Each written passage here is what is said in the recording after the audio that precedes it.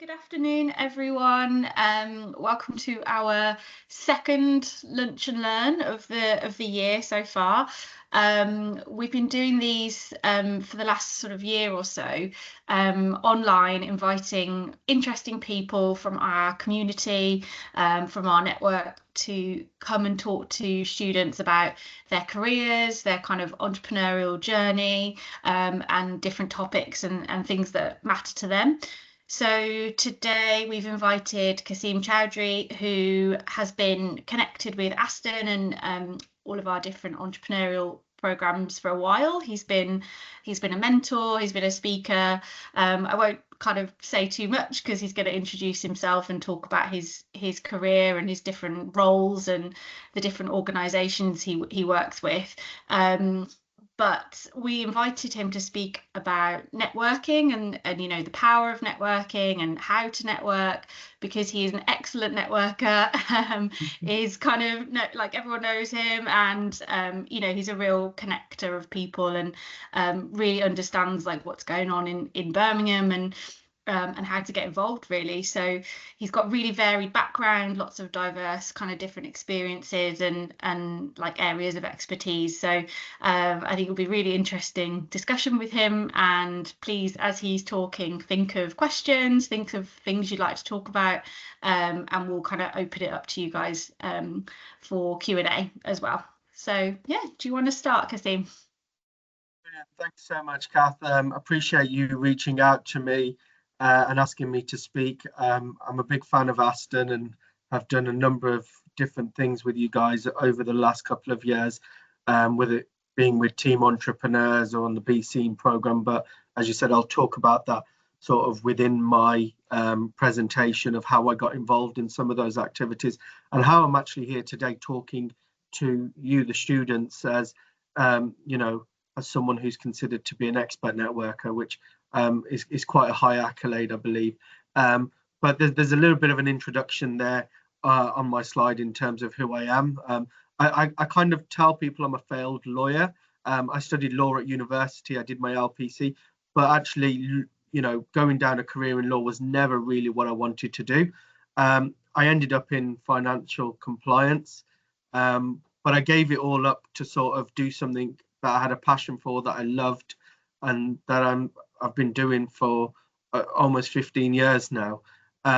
So I will go on and just talk about my early journey, my education. So I was born and brought up in Birmingham, lived here all my life, apart from when I thought I wanted to go to what was considered the real second city of the UK, Manchester. I studied there. I have a lot of love for that city, but Birmingham drew me back, and so I started off here in Moseley, went to school, primary school, went to school in Walsall, and actually you'll find out later on I'll talk about how I went back and gave back as well to that school, and again studied law at Manchester Metropolitan University, did my LPC, did a step qualification with the University of Manchester, and have done a lot of studying. But ultimately, I think I always wanted to be an entrepreneur. Now, while at university, I launched my first official business. I always had a business streak to me, whether it was selling stuff at school, putting on events at school when I was in sixth form. So underage parties and so forth. So events was always something that I was keen to do, and I think that sort of stemmed from working with my mum from a very young age, when she used to put events on as part of her work. As kids, we were always dragged into support, and I think that's where my love for this kind of thing came from. Now, there's probably a couple of faces on there that you don't recognize, probably mine. That's a very young me. But there's, I started off my first official business while studying at university to fund my degree. So I set up my first entertainment business, which was Get Funky, and it was all about organizing club nights and events with big American superstars. So in the first picture, you can see me sitting in my office with big placards that we used to get people to walk up and down Oxford Road promoting our events. The next picture is me with young Lloyd, again, probably artists that you don't recognize. Now, the one in the middle, the one with the grey top on, that's actually Drake. Now, I'm sure a lot of you know who Drake is, but yeah, that's a very, very young me and a very young Drake just when he was starting out, and he was supporting um, he was a supporting act at a concert in Manchester. We managed to get him to come down to one of our events and support. And then on the end, again, Kath, you might remember Sister Sister, Go Home Roger. That is Go Home Roger, Marcus Houston, who sang the famous song Up in the Club. And again, an interesting story there. We'd booked Marcus to come and perform at one of our events, but he got swine flu, so he couldn't fly to the UK, and that really damaged our reputation. So as soon as he landed in Manchester Airport, I went, we were at the airport, and I said, look, I need to get a photo with you to prove to everyone you're actually here. So back in them days, mobile phone cameras weren't the best. So that's a photo of me, and you can see I'm absolutely chuffed that he managed to get on his flight and make it there. So yeah, run a very successful events business. But it was interesting that there was a slight decline in super club events towards 2008 with the financial crash, and we saw a massive decline, and things changed as well. The way people went out partying, I know we talk about a generation of young people who don't go out drinking anymore. We saw that over 15 years ago, and it started from them. And so I thought, I'm studying, I probably need to give more focus to that, and I continued with my studies. And then, as I mentioned in my introduction, I fell into a corporate career, which I never really thought I would do. And I got to work for some amazing organizations, and they're listed there. And I was doing a lot of short contracts as a Section 166 skilled reviewer. So I was able to sort of work for loads of different financial institutions and work with them to actually, in that job, it was great because I was actually supporting people who were complaining to the bank about the services they'd had. And, a lot of it was trying to put the customer back into the position they would have been had the bank or the financial institution not sanctioned them incorrectly. So I had a great time, but I was always up against the corporate wall. And being quite young, outspoken, I was always quite a disruptor within the corporate world, and I never really fitted in. So my hometown called me back, and I had the opportunity to relaunch one of the biggest festivals in the city, which was the Birmingham Mela at Cannon Hill Park. So what happened was Birmingham City Council were going through some financial difficulties, and all cultural events were being subcontracted out to become commercial run projects. So I took on the one that was closest to my heart, born and brought up in Edgbaston, went to this event throughout my whole childhood. And there it was, I had the opportunity to be the main organizer of it. And you can see some pictures there. But also, I got to rub shoulders with, the biggest Bollywood star ever, Shah Rukh Khan. If anyone knows, has had a film which has been running for over 30 years in an Indian cinema. Um, you know, Absolutely incredible.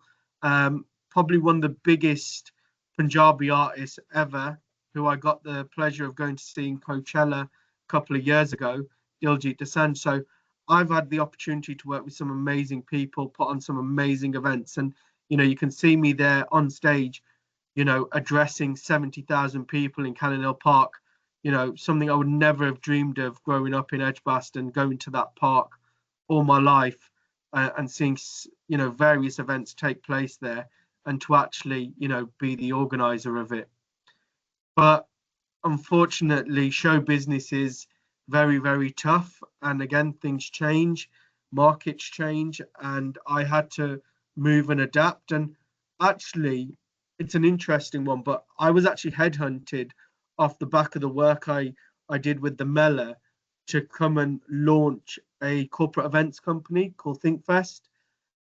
And there's a couple of pictures there of me doing what I do. Again, a much younger me. I've been with ThinkFest over 10 years now, and these are the events and stuff that I organize. So I was just talking to Kath before we started. We're celebrating 10 years of the Multicultural Apprenticeship Awards next Friday. We've got over 750 people attending that. I organise something called the Festival of Apprenticeships, which is all about promoting apprenticeship opportunities. So it's a careers fair that we organise all around the country. We have over 10,000 young people attend those events. Something slightly different, which is the Business Book Awards, which is, working with senior leaders, execs, and entrepreneurs who have been very, very successful in their careers and are giving back by sharing their entrepreneurial journeys and their top tips and expertise in published book form. Again, apprenticeships are something that are quite close to my heart. So we run something called the Apprenticeship Branding Conference. Pathway to Grow is our networking arm of the business. So we run a series of networking events under that banner. Last year, I had the opportunity to work as the interim CEO for the Initiative for Social Entrepreneurs, a social enterprise that has been part of the fabric of the social economy for the West Midlands for over 25 years. And off the back of that, I launched the Social Economy Drive, which is taking place next month. And that's a series. So if you know Tech Week, just think Tech Week, but for the third sector and the social economy. And we're running the Social Economy Awards. But I think one of my biggest achievements is, in the ED&I space, is the IWD Conference and Expo. So that's the International Women's Day Conference and Expo, which I launched with my colleague Edwin. And we launched that because we're two Asian men who wanted to put on an event to celebrate the amazing women that exist in our worlds and who have supported us and given us platforms and helped us along our entrepreneurial journey. And for us it was a way of giving back, but also raising the important issues that face women in business, in the workplace, and in society as a whole. And we have about 3,000 people attend that event every year, and it takes place at Millennium Point. And it'll be taking place again next year on the 24th of March. So, there's a big focus on young people attending these events. And you don't have to be female to attend. It is for everyone. And one of the reasons we set that event up was because we were sick of being the only men in the room when it came to International Women's Day events. And part of it was we were listening to fantastic females sharing their journeys and their challenges. But for us, it was like, wouldn't it be better if there were more men in the room listening to those stories and those journeys? And again, that was an idea that was born from something that we thought needed to be done. Again, and I've touched upon the Social Economy Awards as well, which is something that's taking place next month. So not really a fan of blowing my own trumpet, but these are just a series of awards I've won through networking, putting myself out there, getting involved in various different initiatives. So you can see I won an award for best event for my festival, best business startup from the Asian Chamber of Commerce, again another startup award from the Signature Awards, and then 2 awards from Future Faces Chamber of Commerce, one for my commitment to the community, and then one for entrepreneurship as well. So again, but a lot of this stems from this thing, which is all about giving back. So again, I mentioned at the start, Aston is something that's very close to my heart, and I've been involved in quite a few different opportunities with Aston, whether that's supporting their TEDx event, whether it's the Be Seen program as a mentor, and again supporting the team entrepreneurs cohorts throughout the years, and working with Eleanor and some of the other fantastic team that exist. Again, the Mercian Trust. So I've been a board member uh, for the Board of Governors for the Mercian Trust, which is the trust that overlooks my old school, Queen Mary School. But I actually went and sat as a board member on one of their special provision schools. So I've got a young child who's autistic, and for me, it was really important to understand the schooling system for special provision. So it was a great insight for me. So although I was giving my time to being a board member for that school, I was also learning a lot. So again, when you look at these opportunities where you're giving back, don't just think of it as something that you're doing, that you're giving back, because you also benefit from it in kind. I've made some great connections by being a mentor of Be Seen. I've met so many other people from within the city that I've been able to connect with. And, I think I met Eleanor from Aston, who runs Team Entrepreneurs. We met through Be Seen. I met Kasim, who I now share a business with on the Be Seen program. We invested in a manufacturing business earlier this year. Kasim is someone who's a toy inventor. And, so again, all of my business successes have all come from networking, whether it was, running club nights. It's funny, but when we were at university and we were running these events, we would go to every single other event at uni to go out and meet people and network with them and tell them who we were and what we were up to. It didn't seem like networking at the time, but effectively that's what we were doing. Now, when you put it into the networking framework, we were out there, we were talking to people, we were building those relationships, and ultimately those people became our customers or strategic partners within our events. Again, I'm an apprenticeship ambassador, and this slide needs updating, but I'm now honorary chair at Future Faces Chamber of Commerce. And I'm going to touch upon my journey at Future Faces because for me, it's quite interesting. So I joined Future Faces in 2017, and it's quite important that I share the whole journey with you about how I became president, because sometimes when you look at people in certain positions and you think, oh, I wonder how they got there. And I actually want to share how I got to become president of Future Faces, because I think it's quite important for you to understand the steps and the journey and how long it actually took to get there. But I was actually nominated for an award back in 2017, and I got invited off the back of that to a Future Faces networking event. And I remember it was at a bar in town. It was Dirty Martini, and it was like it had only just opened, so it was quite up and coming. And I remember walking in there and there being like 100 young people there. And when I was networking, I was always going to events where I was probably the youngest person in the room. But this was a great opportunity to go in and meet people my own age and at a sort of similar stage in their career to me. And I really enjoyed it. And I thought, you know what, how can I get more involved in this? So again, I got involved and became a member. Again, I didn't win in 2017, but I put myself forward again in 2018 and I was shortlisted. I didn't win again. And one of the things I found when I joined the network was that there weren't many people that looked like me or were in industries like mine.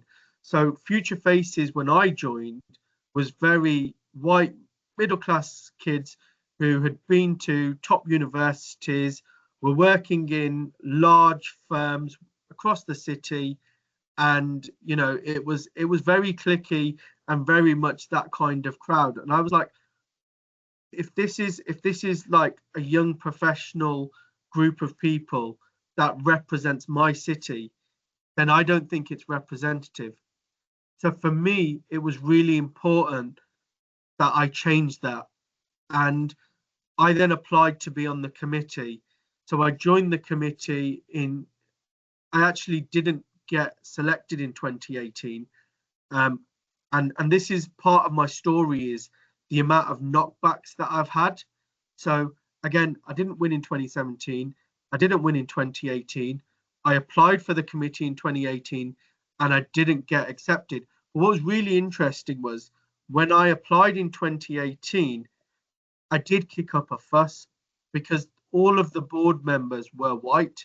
And again, this is not me bashing anyone, but this is me explaining that when it comes to ED&I, someone's got to make a stance. And although I didn't get selected, I pushed to make sure that at least two people on the board were representative of the communities in Birmingham, and that change was made. And I had to do a lot of work within Future Faces, which I was then awarded for in 2019, and which led to me then joining the committee. So sometimes, in order to gain something, you do have to go out of your way. You do have to get out of your comfort zone. You do have to be a disruptor, and you do have to stand for something as well. A lot of the times when people sit on the fence, they don't get anywhere because they don't stand for anything, and you've got to stand for something. So for me, that then led to me joining the committee. Again, I was very active, I was very supportive, and I became vice president in 2020. So, and then I won Future Faces Entrepreneurship Award in 2020. I continued to campaign and I became president in 2022. I managed to grow Future Faces membership by 20% during those 3 years of membership. We ran some very, very successful networking events, 100 people, over, I think, 20 events in the year, 24 events, I think we did, with sold out, every single event sold out. So I ran quite a successful tenure as president of Future Faces, and now I'm honorary chair. So I sit a little bit behind the scenes, continuing to support them from the background. But I wanted to explain that journey, that it wasn't an easy journey and it doesn't come without its challenges. But you've got to be tenacious, you've got to go out there and you've got to fight for what you want. No one's going to hand you anything on a plate, and you've really got to be willing to give. And there's a term in networking that givers gain. So the more you give, the more you gain. So yeah, that's kind of my journey. I'm now going to sort of move on to, if I've got time, Kath, into sort of how to network. Yeah, that sounds great. Okay. So as mentioned, I run something called Pathway to Grow, which is a networking group. And we've sort of set up a quick guide. And I'm going to skim through this because I like to do, for me, this is actually a whole session on its own, which probably will take an hour, 2 hours. And I like to do it in person. And I'm probably thinking with Kath, we may do this as an in-person session networking event where you can actually try some of the techniques and we can work through them. But again, I'm going to ask you guys to get involved in a second with some interaction. So please get involved in the chat. So I'm going to start off with what is networking, the importance of networking, the different types of networking, top tips, and then elevator pitch. Now, apologies, these slides are for an in-person workshop, so bear with me on it. But effectively, what is networking? It is a process of making connections and building relationships. As I said, when I was at university, I was networking. I was out there, I was meeting people. I was going to different societies within the student union. Now, I didn't realize it, but I was actually out there building relationships and making connections. And it was those relationships and connections that I was making in my first 2 years of university that allowed me to launch my first business, because people knew me and I'd been able to build credibility with them, and they all then supported me when I launched my business. So true or false? Right, I'm going to open the chat for this, and I hope you're all going to get involved. Networking is mostly a waste of time. True or false?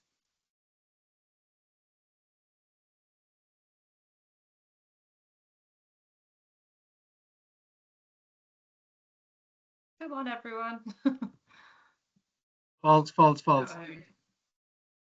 Brilliant, fantastic. You can network anywhere. True or false?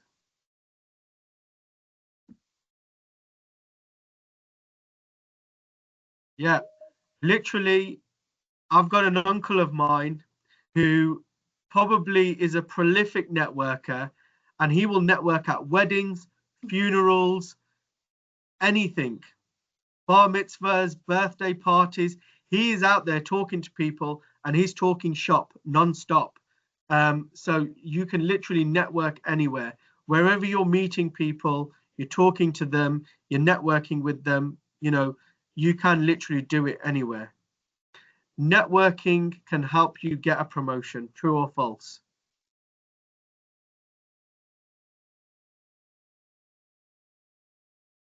Okay, again, very true. If I was to think about why I'm in the position I'm in now, it is all to do with networking. If I look at why I got the interim CEO role at ISC last year, it was through networking. All of the opportunities that I've got have been through networking. You know, when I applied for ISC as interim CEO, it wasn't my CV that made the decision. It was those making those decisions, looking at my CV, picking up the phone to other senior leaders across the city, saying, "What do you think of this person? Do you know this person?" And again, it is because I've put myself out there. I've built relationships with people that know, like, and trust me. So again, you know, it is for everyone. I'm conscious of time, but again, I think we're all on the same page on this. Um, but the last one is really interesting.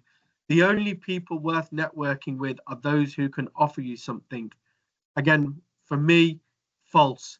A lot of people go to networking events or go to stuff and say, "Oh, I didn't get any leads from that. I didn't find that useful because I didn't meet anyone that I knew." There will be times where you will meet someone who you met a long time ago who will be able to offer you something. So don't ever think that a conversation had is a conversation wasted. You never know where that person's going to be in 10 years. You don't know where you're going to be in 10 years. So networking is about building relationships across the board. And those people who find that who are only out networking to gain something aren't necessarily the right networkers and don't necessarily succeed in networking, because they're only there for their own selfish needs. And that isn't the way to network, because as I said, you've got to give to gain. And if you don't do that, you won't get anything out of networking. So next slide. Importance of networking. I think it's there, but I think I've given you quite a bit of an overview in terms of how networking's helped me. But I think getting the advice, the support, and mentorship, networking's fantastic for that. If anyone wants to, I'm the kind of person, if people reach out to me on LinkedIn or they want to grab a coffee, I'm more than happy to do that. You know, I actually, I'll tell you another funny story. So I supported team entrepreneurs, and there was one entrepreneur within that team who was very, very enthusiastic and asked for some one-to-one meetings with me. And through conversations, he said to me, I asked him what he was doing, and he said, "Oh, I'm investing in certain cryptocurrencies." And I said, "Okay, which one are you doing?" He said, "Well, there's one which I think is going to really go through the roof." And at the time, I was a bit dubious, but I was really bought in by this young individual and what they were saying about cryptocurrency, because I always thought it was a fad and I never really believed in it. I put 5 grand down on this cryptocurrency he was talking about. I made 15 off the back of it. So you know what, you've just got to take your chances. And again, remember, he was coming to me for mentorship and support, but I was listening to him. I was listening. It was that reverse mentoring that I took off him that allowed me to, you know, earn some earn a pretty penny, which I would never have done had I not entertained this young individual. So again, there's different stages, and you know the value is, you just can't put a value on networking. You never know when that one person is going to come through and you're going to earn something or get something of value from them. So sorry, different types of networking. So again, as I said, you can network anywhere. There's no specific format for networking. So there's just a couple of different types of networking and how they all work. But I think for you as students, the main ones you want to be focusing on is casual networking and community and club networking, because that's where you're really going to benefit at the moment in terms of what you're doing. Your peers at university, you may not see it as networking, but you are networking. You are building relationships with people. Tomorrow, when you go off after graduating into your careers, you're going to look back. And when you're in a position at a certain organization and someone else is in a position at a certain organization, you may want to do business with each other. You may want to connect with each other. You may want to work with each other. So you've got to make sure that you foster those relationships, you build those relationships. I always say the the most the strongest relationships are those that you create in primary and secondary school. And the reason for that is they're the most innocent relationships. I I probably don't see some of my friends from university and school as much as I do. I probably see them once a year. But when we connect, it's like we just pick up where we left off. And a lot of the times I'm able to ring them, get advice from them, get support from them. Again, I'm launching a business with one of my school friends. We both went to school together. We both went to university together, and we live half a mile away from each other. We never see each other, but that bond is still there. That trust, that relationship is still there. So right now, it's really important that you foster those relationships that you're having with your peers. So for me, if I was talking about networking right now, I would say it's all about peer-to-peer networking. Get involved in the different societies that exist within the university. Get involved in B Scene, get involved in TEDx, get involved in anything and absolutely everything you can, because that is where you're going to grow as an individual. That's where you're going to benefit from university. Yes, you're going to get a fantastic degree. Yes, you may go into a fantastic career, but actually, it's those other bits around you, sports societies, anything. There's so much opportunity, and Aston's such a fantastic institution. You've got a beautiful campus. There's so much going on there. Get involved in those activities. That is how you're really going to benefit. So that would be my sort of 2 pence on that. And I think I'm probably gonna leave it there, because I'm conscious of time and I'm conscious there may be some questions. Oh, great. Thank you so much. That was so interesting. I mean, I think I knew quite a bit of that, but I didn't know all of it. So it was interesting to kind of, yeah, hear your journey and yeah, pull out some of those things that have helped you. I think we've had a couple of questions in the chat, but I suppose actually, I think, one of the slides was going to be like your top tips, I suppose, for Yeah. networking and how to approach it. So I think that would be quite useful, actually. Yeah, that would be great if maybe we just want to So go through that and then we can see what the top questions are. tips. Again, most of these are, like I said, this is more for a workshop kind of environment, is how I would normally run this. But if you're going to an event, try and find out who's going to be there. Find out the people that you want to talk to. Research them. Um, one of the top kind of feedbacks that I get from people that I know is that I I can pick up and relate to people quite easily and quickly. And a lot of that is trying to understand. So say for instance, if I meet Kath now at an event and I don't know Kath from anywhere, and she says, "Hi, I'm Kath from Aston University." Straight away, I can relate to Aston University. I will think of things to talk about that I know about Aston University. That Kath will be like, "Oh, okay, this guy's really, really interested in what I do and where I'm from." So you've really got to try and broaden your knowledge. General knowledge is really important.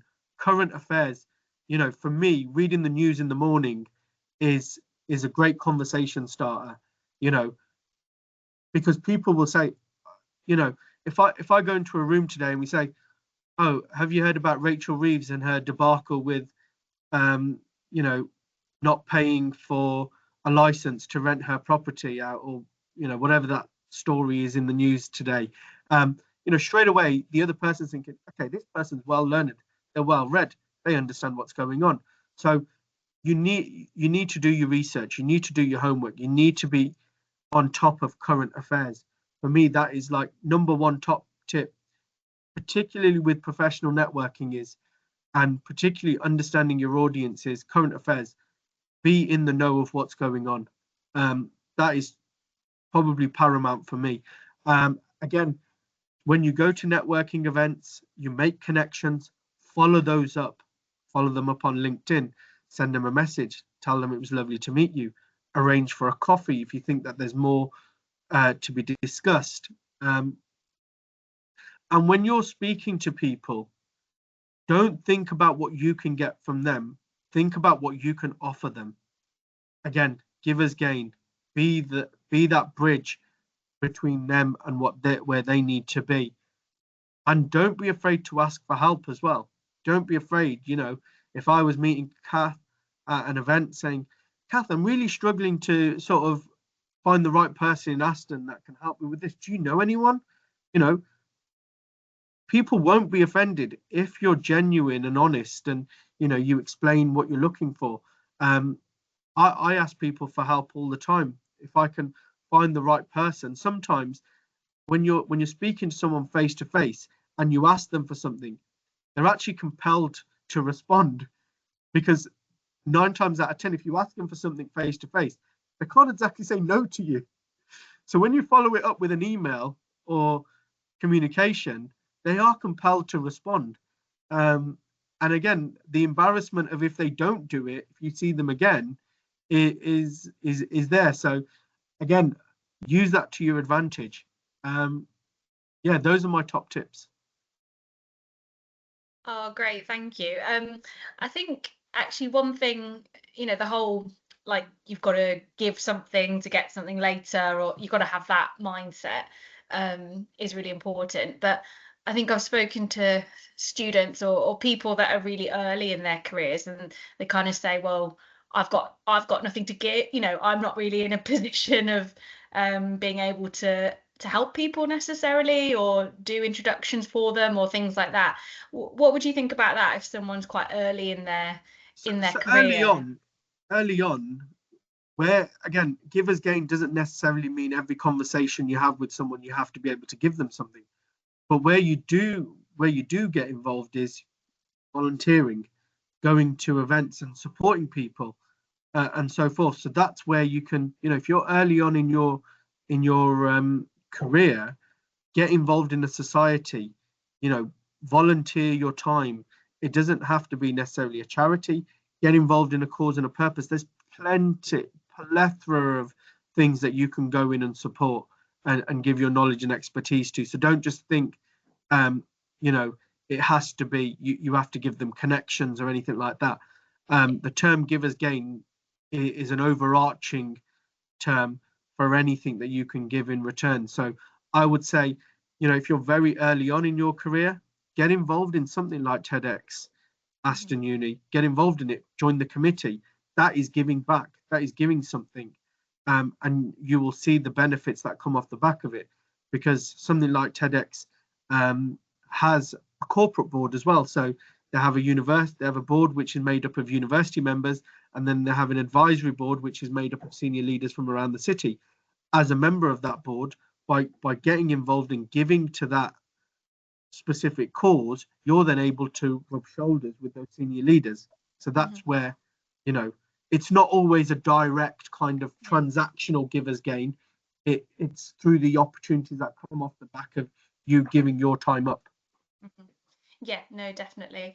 I think I heard a networking tip once that was arrive early for events and like speak to the organizers, and they will sort of help, introduce you to people if you're a bit, overwhelmed or you're not sure who to Yeah, speak to. And I think that's quite a good tip. And or even like volunteer at the event, help to run an exactly. And event. this, And yeah, yeah. back to sort of givers gain is, you Mhm. know, one thing I tend to do is, even if I'm not running an event, and I do this with a lot of chamber events because I'm quite comfortable doing it. I'll stand at the registration desk with the chamber staff and have a chit chat and just welcome people as they come in. And automatically, people look at me as an authority, even though I'm just standing there saying hello to people as they walk in. Mhm. You know, and that comes with years and years of doing it, and the Mhm. confidence being able to do that. But one thing another thing. So we used to run an event called Coffee and Natter, and people would come for coffee and then have a natter. But actually standing at the coffee station, and as people are coming up to the coffee station, asking them, "Oh, what would you like to drink? Can I make you a coffee? Mhm. Can I get you something?" And automatically you're putting yourself in a position of power, Mhm. and it's quite easy to do. Yeah, Just no, being definitely really helpful to be people helpful. in Yeah. that really subtle way can Mhm. really change someone's opinion of you, and the way they see you, and so forth. So again, they're sort of really clever tricks that you can use. Yeah. So arriving early is always the most important one, because Mhm. you meet more people that way, because you're seeing them as Yeah. they're coming in, Yeah. and so forth. Yeah. A lot of people feel quite scared, I suppose, about going to networking events, and find it hard to sort of go up to people and start talking. What do you have any advice around that? How to sort of get over that, or yeah, I tips and I tricks? haven't got I haven't got over it till today. So I still get imposter syndrome going into networking events. Mm. Some people will say have a bit of Dutch courage, have a drink. I don't know. I don't. Does it work for some people? I don't know. I wouldn't. But I think maybe going in pairs always helps. Going with someone Mhm. um, and that will allow you to bounce off each other to sort of open conversations. Again, when I run my workshop, I explain how to actually go in as pairs, but it's more of, yeah, it's to explain it. It needs more than Yeah. I'll struggle to do it on a call. But yeah, there's a way of doing that through pairs, Mm. and opening up a conversation to a third person and stuff like that. Mm. So those are sort Yeah. of more in detail ways of networking. Mm. Yeah, well, I suppose just knowing as well that likely every other person feels the same, and will Yeah, be grateful that that you started speaking to like I them. said, And there's you still know a lot of times that I walk into a room where I don't know anyone, and I'm like, right, am I just going to be stood here on my own for the whole yeah. evening? So again, it's not unnatural to feel that way. We still feel it, even as seasoned networkers. It's just a natural feeling. But once you've had your first, second, third conversation, you'll get a lot more comfortable, and um, it'll allow you to just work the room. Yeah, yeah. We've got a question here from one of the students who says, "What do you think people most often overlook when networking?" Follow-ups. Follow-ups. Yeah. Follow-ups are really important. Hmm. If you've met someone and you feel that there's a relationship to be built there, make sure you follow it up and try and, get more going. Hi, Peter. Oh, you've seen Peter. Yeah. Yeah, we've got a few Peter's keen an expert entrepreneurs. networker. So if you need any advice, guys, find Peter. Great. Yeah, anyone, if you've got any more questions, feel free to type them, or you can raise your hand and ask on the mic as well. Um, Let me just see. I've got more questions. Um, I suppose, yeah, how do you, everyone always says like be authentic, be yourself, but obviously you've got to balance that with, being professional and, in a sort of, yeah, professional environment. Like what do you think about that? How do you think it's hard to balance that, or do you think it's sort of you should just be natural and be yourself? My argument is you can't be everyone's cup of tea, otherwise you'll Yeah. be a mug. It's good. So I like so that. it's better to be an acquired taste, you know. And again, some people will like you, some people won't. I faced a lot of negativity over my time, from people who probably don't like me, and that's fine. And you're entitled to your opinion. But there's also people that love me, I hope, Peter. So yeah, it all depends. And like I said, that comes with imposter syndrome, and we all have it and we all feel it. And I think everyone's on their own journey. And just remember that you are on your own journey and you don't need to compare yourself to someone else. And what you always see on social media and on the outset isn't really reflective on what's actually happening behind the scenes. So I could look like I'm super successful on social media posting. I really struggle to post on social media right now because I'm so busy working. Now, people may think, oh, where's he gone? He's off the scene. But no, I'm just busy working. So, yeah. Colin? Yeah. Yeah, thanks, Kasim. It's been really interesting discussion. I just wondered if you could tell us about the kind of maybe the best ever connection that you've had from networking, something that's followed on from someone that you Okay, met at so networking. my biggest success story of networking has to be our headline sponsorship with Pearson, which was a contract value of £240,000. And I was sitting at my desk here in Birmingham, and an event popped up, a secret event in London around early careers. And I looked at it and thought, this is really interesting. Why is it secret? Why are they not telling us where it is? So it's about midday, and I book onto it, and I get an email saying, the location is next to Liverpool Street Station, and the event starts at 5 p.m. And I thought, do you know what? Sod it. I booked my train ticket and I went down to London, and I went to this event, and there were some quite interesting employers who were attending. I heard a lawyer who gave a really, really great speech, and he then spoke at one of my events. After me seeing him at this event, he then spoke at one of my events. I made a long-standing relationship with the person who organised the event, James Adeleke from Generation Success. And I also landed one of my biggest deals with Pearson, who are the global leaders of education, which was worth £240,000. Now, I they were exhibiting there. I started talking to their staff and said, look, this is who I am. This is what I do. And they were like, oh, that's really interesting. Let's have a follow-up meeting. So I had a follow-up meeting. Again, I went down to London, had a follow-up meeting. And then a day later, they sent me an email. They said, oh, our vice president would really like to meet you. They've only got 10 minutes and it'll be at 4:30 tomorrow. Can you make it to London? So I literally got a train down to London to meet their VP, and it was literally 10 minutes, and it was like Dragon's Den. If you didn't, if the pitch was wrong, it wasn't going to happen. I literally was talking for 3 minutes, and the VP turned around to the two individuals and said, what do you think, guys? Do you want to do this or not? And it was like, they said, yeah, of course. That's why we called him here. But again, that's probably my most successful networking story. Had I not taken the time to go to that event, had I not met with those people, had I not done the follow-up and everything else, I wouldn't have got that 10-minute meeting with the VP, and I wouldn't have got the £240,000 deal. Wow.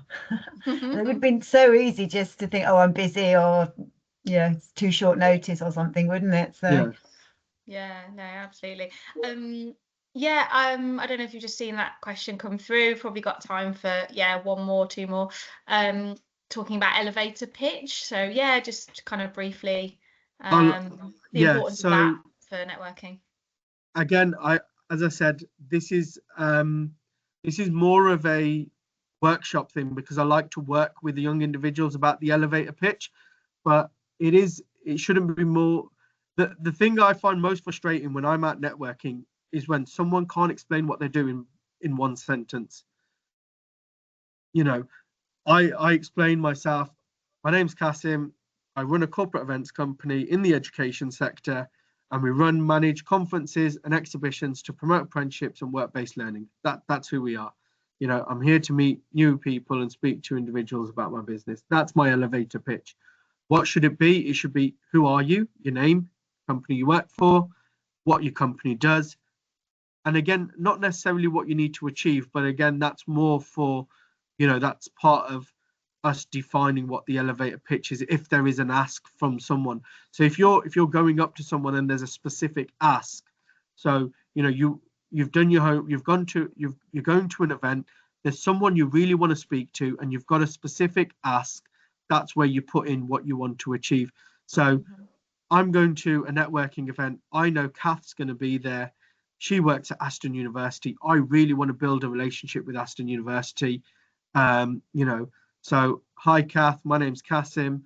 I run the Business Book Awards, which is all about celebrating entrepreneurship and sharing best practice in published form.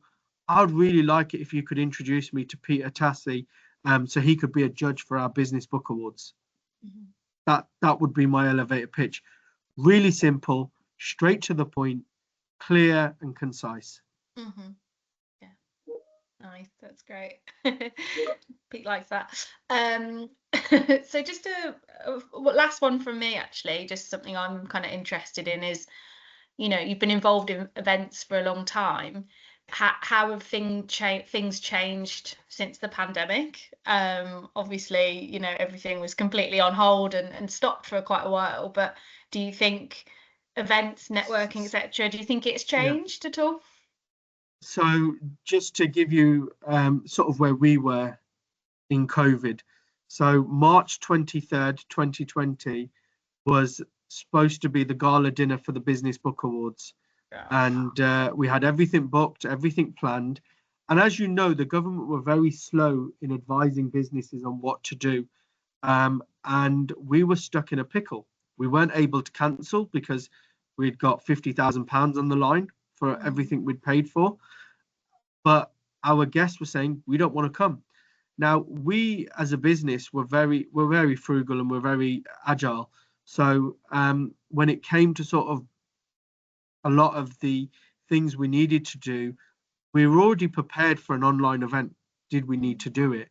And again, that call came that, people were saying literally, Boris Johnson said, avoid going out. There was no lockdown at this point. It was very much avoid going out. Now we had to make a call. We made that call that if we've got to lose the £50,000, we've got to lose it. People are saying we're not going to come, and we're being irresponsible for running the event, not knowing the strain and the pressures we were under. In that we were being told, if the government's not telling you to cancel, don't cancel. So again, that was a massive challenge, but we had to adapt. We had to pivot. And we very successfully put on an online event. We put on a number of online events throughout the pandemic, but there was a massive resurgence in in-person events. And I think with a lot of home working and a lot of people not going into the office, events are a key part of life after COVID. So we're seeing events getting bigger and bigger now, with people not interacting as much in the office, and that being the focal point of how and when people interact. Yeah, that's I hadn't thought about it like that, but yeah, that I can think of people that work at home a lot, and then they they'll go in, and that'll be their social time, and networking time. So okay. Great. Well, we are out of time, and I don't want to run over because it sounds like you're very busy and you've got probably a million things to do before next Friday. But thank you so much for your time and sharing so honestly. And it was great to hear all about that. So I mean, this was networking. Everyone, you should connect afterwards. Get on LinkedIn. Yeah, feel free to connect with me. Sorry, I'll just get my LinkedIn. Amazing. I'll find the tab. 1 second. I've Oh. got to stop sharing first. And I can send my LinkedIn profile for anyone that wants to connect. Oh, brilliant. Thank you. Oh, yeah, we've got lots of thank yous, and thank you for such an amazing session, someone says. So, Well, thank you for joining and listening to me ramble on. It's no, it was great. And yeah, good luck for your event. And yeah, we'll see you soon, I'm sure. Yeah, we'll take you up on that offer of the in-person networking session. Yeah, yeah, exactly. I'll send my invoice to Peter. Yeah, do that. Yeah, good plan. He holds the Thank you, budget guys. strings. Definitely. Thank you so much, guys. Take care. Thank you. Oh, brilliant. Thank you. Ta-ra. Bye. Bye.